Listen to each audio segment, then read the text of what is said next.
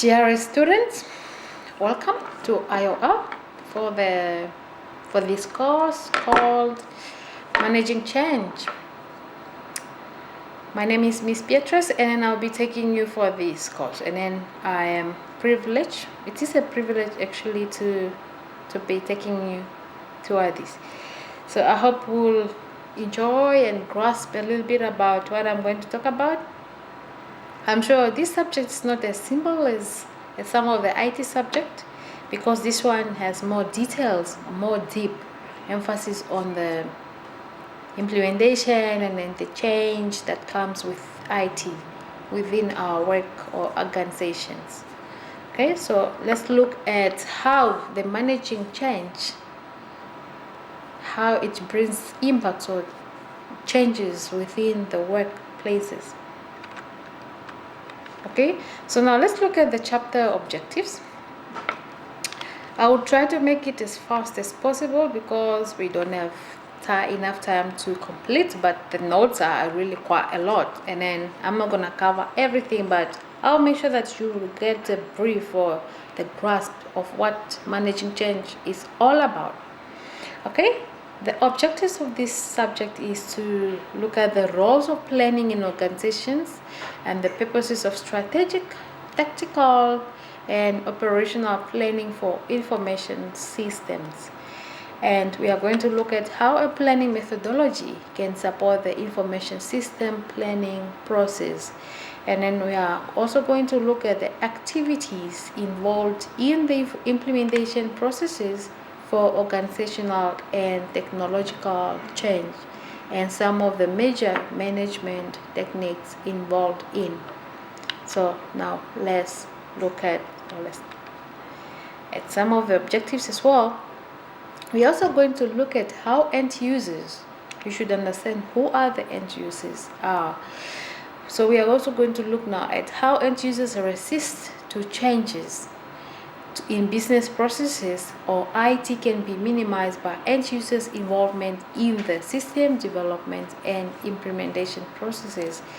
And then we're also going to look at the factors that should be considered in evaluating the acquisition of hardware, softwares, and information system services, and then activities involved in the implementation of new information systems. So some of the things are the things that we are going to look at. Okay, so now let's kick it and start. So now, how does one plan? Changes, everybody in general, when we're talking of change, it's not an easy thing. Not just when we are talking of technology, but a change is just not easy. Like, let's say in general, like let's say maybe about families. When someone dies, it's not an easy change. When you gain weight, it's not an easy change. When you lose weight, it's not an easy change. So now, even when it comes to technology, it's also not an easy change when it comes to your life, because we're used to something else, but now you are trying to adopt in or incorporate something inside you. So now change is good and change is also bad. So now, in business planning, it's an important organizational process of team building, modeling, and consensus that analyzes and evaluates the key elements of the business. More specifically, it evaluates an organization's internal and external environments, forecasts new developments, establishes an organization's visions, goals, and objectives, and develops strategies, tactics, and policies to realize them. So now we are talking about business change, and then we are talking about managing change. We are talking about IT in general, and then we cannot talk about IT in general without talking about business change, because the change we are talking about is the change that IT brings within or towards business. Okay, and then because IT, we develop information systems and we utilize them within businesses. Businesses, it doesn't matter what type of a business it is, because when you are talking of institutions like universities, that is business on its own.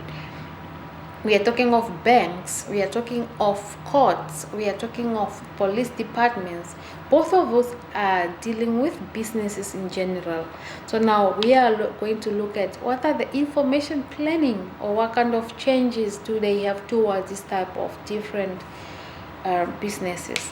So now information systems planning involves several planning activities. So what are those activities that are involved in information planning? Let's look at the first one is strategic information planning, which is all about aligns investment in IT within a company's business vision and strategic organizational goals. And the second one is tactical information system planning, which evaluates current and project information needs of the organization, prioritizes information system development projects, and allocation plans, financially and technological resources. Operational information planning is the third one, all right, which develop planning such as annual operating budgets and individual information projects plans. So now those are the three activities that are involved within the several planning. We look at strategic planning, we look at tactical and operational. So remember that these things are working on different levels in the organization. Okay, because it's strategic, this is where the visions and missions are established, and then they can only be established by who? They can only be established by the managers or CEOs or the big people within the company. Now looking at tactical planning, that is developing allocation and development project. This is like within the middle level of the project or within the organization. And operational, this is a lower level of organization. And then this one now helps in developing plans such as annual operating budgets or individual information project plans, right? Because when it comes to organization, it's made up of 3 levels. So if I have to write them down, we are talking of organization level. Organization is made up by 3 levels, and then we put them in a form of a pyramid. We have this and then this. Okay, this one is operational. And then this one is strategic, and then this one is the middle, which is made up of information systems, MIS. This is the system that is working here. So now the activities, we are talking about the planning or the changes. So these changes are going to be applied in these kind of 3 at different levels within the organization. That is what we are trying to talk about here.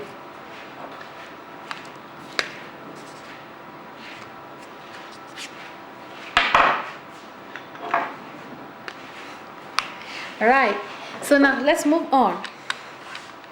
Okay, information system planning methodologies. Now let's look at business organization utilize a variety of information planning methodologies. Like, what are the methodologies? Don't mind my English, my tongue is a bit fast. Alright, these methodologies include scenario approach, use of strategic opportunities matrix, critical access, success factors, business system planning, business simulation, and etc. It's not really much important. So now let's look at implementation of the business change. What change comes in within the technology? Implementing business change includes managing now the introduction and implementing of changes in business processes, organizational structures. When I'm talking about organizational structure, just look at this pyramid. This is how our organization is organized. Okay? And at these 3 levels here, this is, remember, this is strategic. This is where decisions are made. And then at here we use DSS, decision support systems. That is what is used there. And then in the middle level, we use MIS systems. Okay, and in operational, we use normally what you call TPS, transaction processing system. And then this is where the budgets are made. This is where the organizational plans are made as well, planning small plans, but the decisions for the company is made here. So now when we are talking of organizational structure, you must refer with this pyramid. Okay, or companies often uses changes or make changes management programs to lower the risk, cost, and maximize the benefits. Normally, when companies are talking about change, we look at how can a company or business maximize the benefits and how it can cut the cost. Okay, and then you are looking at the risk factors. You want to also minimize the risk factors within the organization. So now those are some of the changes, major changes that we can have within business. So now let's look at how can one evaluate now the hardware, softwares, and services. Let's look at that differently. Okay, systems. Remember that organization is now made up of 3 levels: strategic, middle level, and operational level. So now, how are those ones? Like, what do we evaluate? Now, you see, in companies we have softwares, we have hardwares, and then all in all, we have services. We deal with certain services within a business. Even if I'm a university, I'm offering services like education, classes and stuff. That's the services. So what type of hardware do we use within our institution? We use computers, we use printers and stuff. And then the softwares, probably we use like Microsoft Word for typing, for example.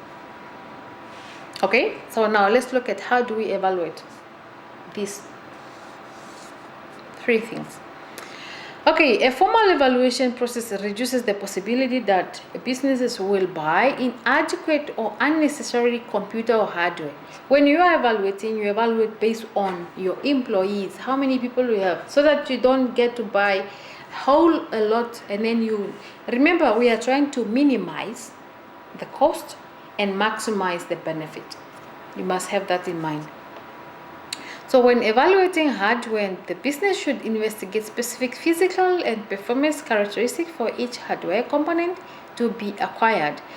These characteristics include performances, cost, reliability, availability, and compatibility to the new, just to name a few. That's what we are talking about, okay? Software evaluation should be conducted in a similar way as well, just as the hardware, investigating many of these same characteristics. Sometimes you may find technology is very funny. You can buy Apple computers. Do you think you buy or try to get some new software for that Apple? No. Apple computers specifically come with their softwares. So now that's why we are talking about compatibility word here. Because when you are buying computers, for example, we have to look at what type of a software is going to be compatible. When we are talking of compatibility, will it match? Will it work? Like some versions of operating systems, they do not go well with those hardwares. Okay, and then in the end, you have wasted money already in buying these softwares, but in the end, they are going to what? To waste, because they are not compatible with this hardware. So that's why it's very good to evaluate your things before you just go ahead. Okay, and then evaluation factors for information system services should focus on the quality of support services computer users may need. Like now, so let's say we have purchased hardwares and softwares, and then let's say they are all compatible. Now let's come to services. What type of services do we have? In universities, we have systems that we use. Like for example, we use ITS. This is the system that we use to record our marks, to record everything that students are doing. So now we have to also evaluate this type of systems. Okay, now looking at implementing information systems. Implementation activities are needed to transform a newly developed information system into a operational system for end users. First, I want to discuss what a end user is. End users are the people that are going to use systems at the end of the day. That's why I called end users that are using, because when you are developing a system, the person that is developing a system is not the one that's going to end up using it. So who is ending up using it? It's like the users, like let's say developers, we call them developers. They develop only a system for you, but they are not going to use it. It's you who's going to use it. That's what we call an end user. So when we are implementing a new system, we should include the following steps. We look at acquisitions, which has to look at acquire necessary hardware and software resources. And software development, we look at develop necessary computer programs and make necessary modification to software packages. Training, we have to educate and train management end users. After you develop a system, we need to offer a training, because we need to train you on how to use these systems. And testing, when we develop a system, we need to also test it. Test and make necessary correction to programs, procedures, and hardware. And then we do a document and then conversion. So these are just few things that we do. In summary, a good planning process helps organizations learn about themselves. If you understand your organization better, it's easy. And then what type of resources do you need? And then what kind of a change? Because if you do not understand your organization in the first place, of who is at strategic level, or who is at a middle level, or who is at operational level, then it's very much difficult for the change to be involved in or to promote organizational change and renewal. Okay, various information planning activities. We looked at the activities and the methodologies that are needed to implement new information systems. And then we have looked at now, what are the formal evaluation before you bring in softwares or hardwares or services, IT or like ITS, for example. Now you have to evaluate these things properly. And evaluation comes with change, right? We also have to look at effective implementation process, transform a new information system into operational system for business and users. Alright, so now let's look at organizational planning process. Where does it start? I think it started. Analyze the organization's environment. We have to look at the environment of our organization. We look at forecast internal and external developments. What are the internal developments? What are the external developments? And then we look at evaluate accomplishments and resources. What are the things that we need? Resources. And then from there we are forming up a team building. Remember that we are talking about managing change, and then it has a lot of change that it does within organization. Okay, but it's management change we need within IT, information technology. That's why we are in this subject. Then from team building, then we are forming up now our visions and our missions and our goals and our objectives. That's what you can see on this picture. And then from there we can articulate now the organizational plan. Then we develop, implement methods and controls, and then from there we come give the feedback. We look at the vision, strategies, tactics, and business, and then also now look at competitive options. What are the roles and the relationships? How are we going to redefine or define, and how are we going to use or apply in telecommunications as delivery process? Because in the end, IT can only be delivered through telecommunication, because that is where the network is.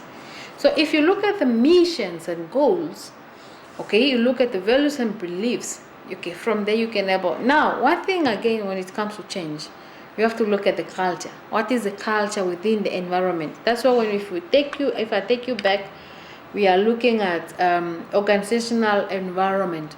Environment looks at society, behavior, the culture that makes up that. From there, once we give our visions, strategies, tactics, we can develop now our objectives, our measurements, and then we can also now authorize the responsibility. And from there, we are forming what you call a business plan. Right? Some of the things we don't need to look at. Vision statement and change.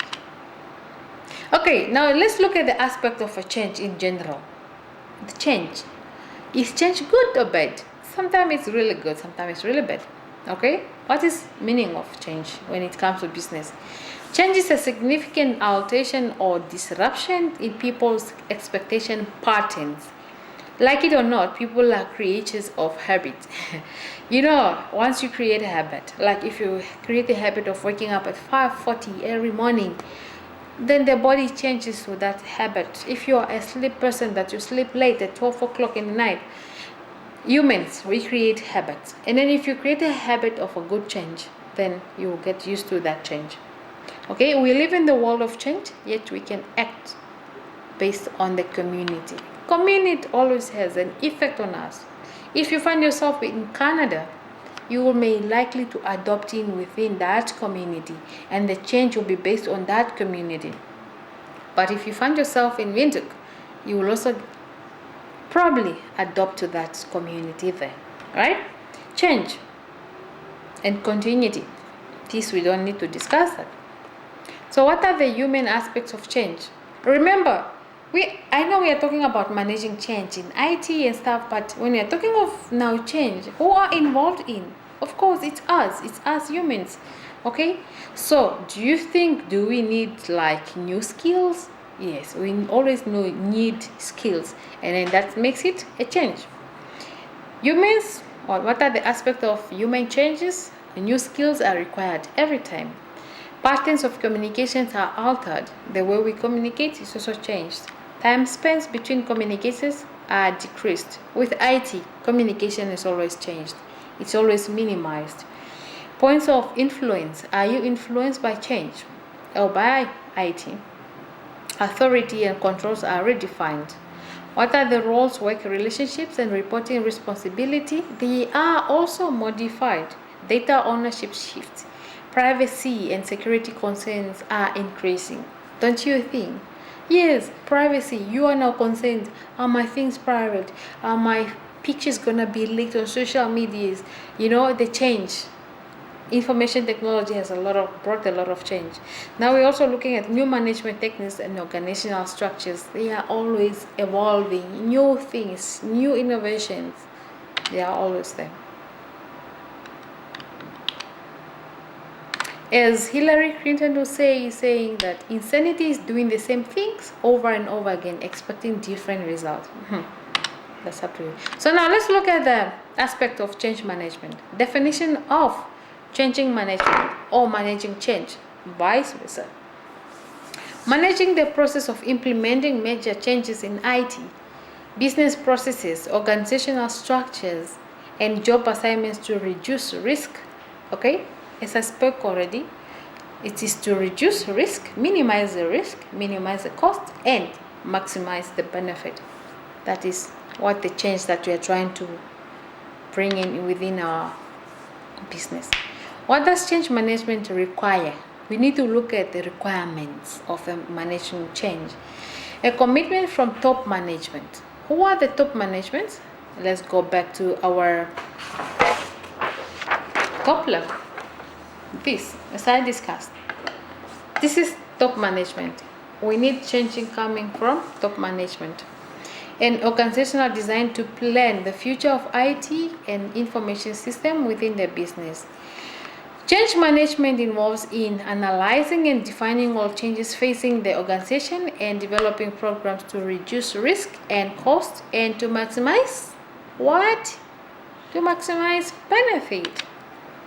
End user resistance. Now let's look at end users. Let me give you some scenarios of end users, yeah? Like, I was talking of ITS before. ITS. You are wondering what does it stand for? Information Technology System.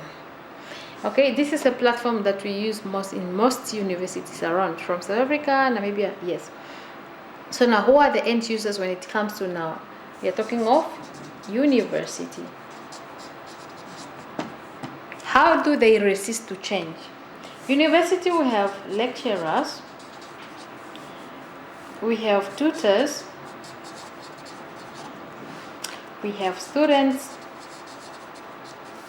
we have administrators. These are the people that admit people in school. So now, how do they get to, like now, let's say we don't want ITS anymore, we are implementing a new system. Do you think they will like it? No, they are not going to love it because they are going to change. because they were used to this new ITS. Now they are going to use. So what are the end users' resistance? New ways of doing things creates resistance among employees, which is very true. If you are used to work in a certain system for 5 years and then out of blue, the manager suggests that we are bringing in a new system that we are going to incorporate it within our business. So now you need a new training. The very first few months, you are not going to like it, believe me or not. You should believe me. This is the biggest obstacle to the implementation of new information system, because change is not easy, as I said. Okay? Now, end users implication. How do they implicate this? You are implicating the manager things like, we need a new fit, we need a new change within a company for us to what? To maximize the benefits and to minimize the cost and the risk. So we need a new system. And then now, new implication of end users say, we don't want that and that. Okay, now dealing with end users resistance, they will say proper education and training. You will need to train them. Direct end users participation before implementation helps ensure that the end users assume ownership of a system. When a new system comes in, you need to own, you need to create that ownership thing within you, and that it's designed, they need to know how they design to meet its needs. Re-engineering a business process. Develop a change action plan, assign selected managers as change sponsors, develop employee change teams, encourage open communication and feedback about organizational changes. Change management activities, human resource management. It's also involved in what are those things? Activities, programs, that's also part of them. So now, what are the recommendations that we get from consultant? It says that we should involve as many people as we can, as much as we can. We need to make constant change as part of our culture. It doesn't mean that if it's our culture, then we don't need to change. Like, do you know one of a race in Namibia that doesn't change? Yes, Humbas. They are so resistant, don't want to change. But we need to keep changing. As the technology, as the world is evolving fast, we need to keep up with the change. Okay, we need to tell everyone as much as possible about everything as often as possible, preferably in person when we are doing the change. Like, let's say now we are trying to incorporate in a new system within our company. The manager, of course, need to address the employees that we are going to bring in the new systems. And then how are they going to do it? In person, conducting a meeting, and then we are going to do it. All right? In summary, let's summarize about the managing change. We looked at the definition of managing. We look at the definition of change. And then how are they being incorporated within a business? We look at the end users' resistance, how they implicate the whole of these things. So that's a summary of managing change. So now let's look at the structure of managing organizational change. We spoke about top management, middle level, and operational. So now we look at executive visions, managing change, measurements and rewards, work redesign, core competencies development, and organizational change. This all makes up organization mission. So now, how is the change important within the organization? And importance management issues. We look at time compression, information and communication, turbulence. When you're talking of politicals, you know, politics and cultures are always involved in. Some will say, no, due to politics, we are not going to. Politics are always implicating things. Culture is always implicating the change. Now we're also looking at interdependence, one economic and social world, like in Namibia. Do you think it's going to be easy now to bring in the change with this economic crisis? You can think about it. Technology and advances, rapid pace of product change and its impact on the other areas. Remember, the change is really needed. You cannot be in a company or IT company, for example, you've been running that company for 10 years and then you are still adopting old computers, old softwares, old services. With change, with time goes, we need to have what? Operating systems, the late operating system like Windows 10. We don't need to have operating XP. We don't need that. We need to change. And then our computers, we don't need to use the Dell that doesn't work anymore. We need to have what? HP computers, for example. Business pressures like time to market. Now we also need to time to market, because if you bring in or incorporating a new change within the organization, you need to call time to market about these new changes that you just brought in, time to develop, and then you also need time to manufacture and time to make decisions. Is a new change a new attitude? Do you think change is natural and it need to be expected? Continuity is unnatural and need to be suspected. How many of you would be interested in a business planning job? Probably a lot of you. Now let's look at this structure. Information system planning. You look at different things. This one, you need to look at it on your time. All right, let's move on to information system architecture. I don't think it's necessary for you, but it's part of it. It says that architecture is determining the needs of the user. Remember that, like, these are the end users of the universities. I'm not saying that these are all here. They are not all here, but they are part of it.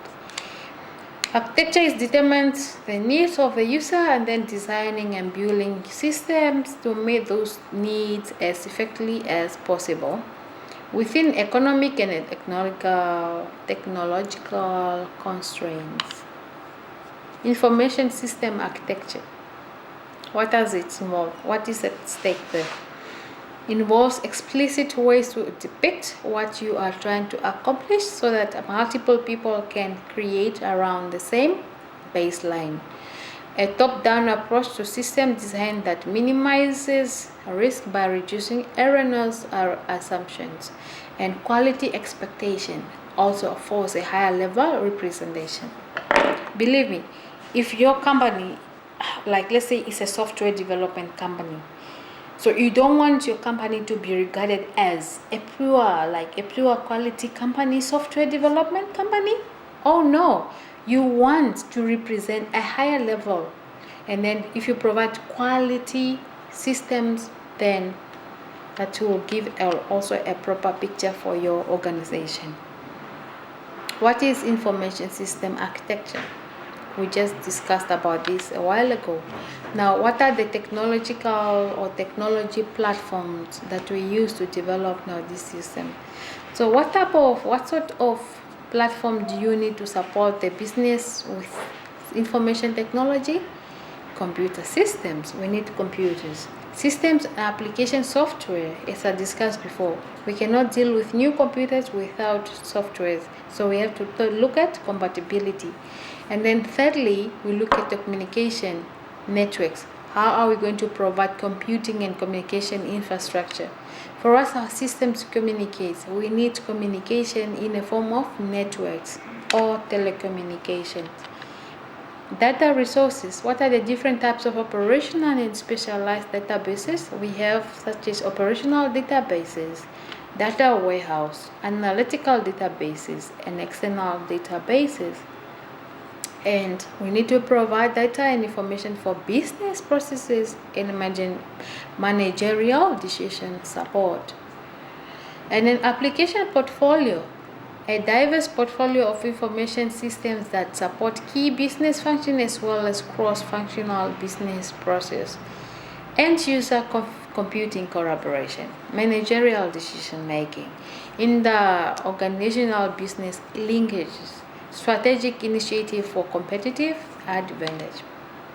IT organization, of course, is also part of managing change.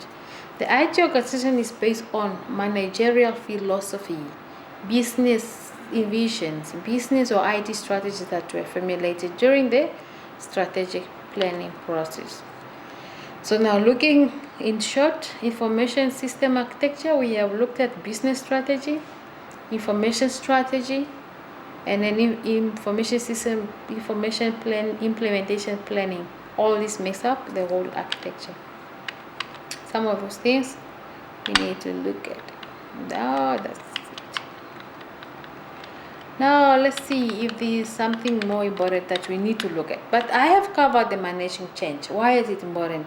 The effects that it has on the end users, the resistance of end users.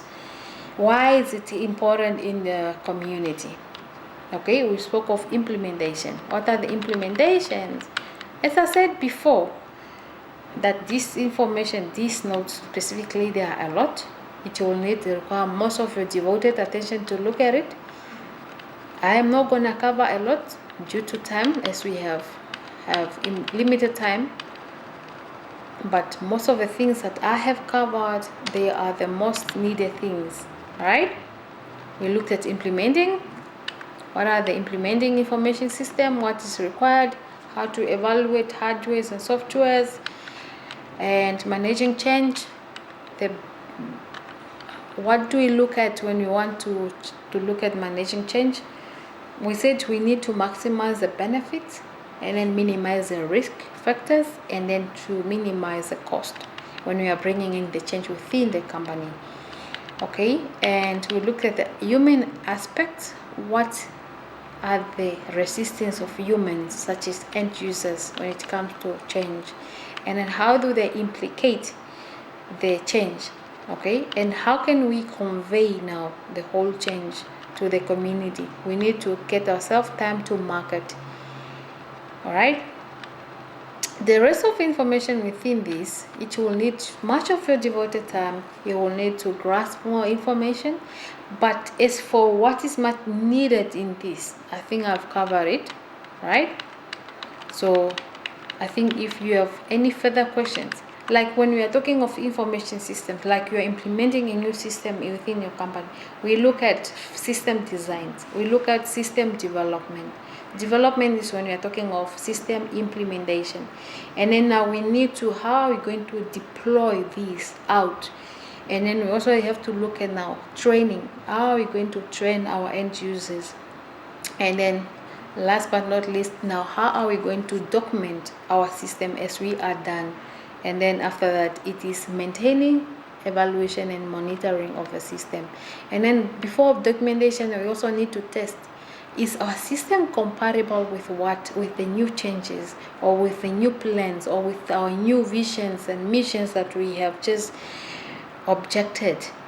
That's what are the things that we look at. And then after all, it's about managing change. There's a lot at stake. Human factors, culture, as I said, politics, as I said, and then technology in overall brings in a lot of change. Should you have a question, should you not be clear with what I've just discussed here, you should be able to email me at my email, which is ebeatrice@ium.edu.na. right? That is my email address, and then that's where you can able to reach me for more understanding and for more clarity. Okay, until I think I hear from you guys, I'll be waiting for your emails, and then I'll be sending you responses as soon as I can, or as soon as I get to read your emails. Until then, good luck and enjoy this subject.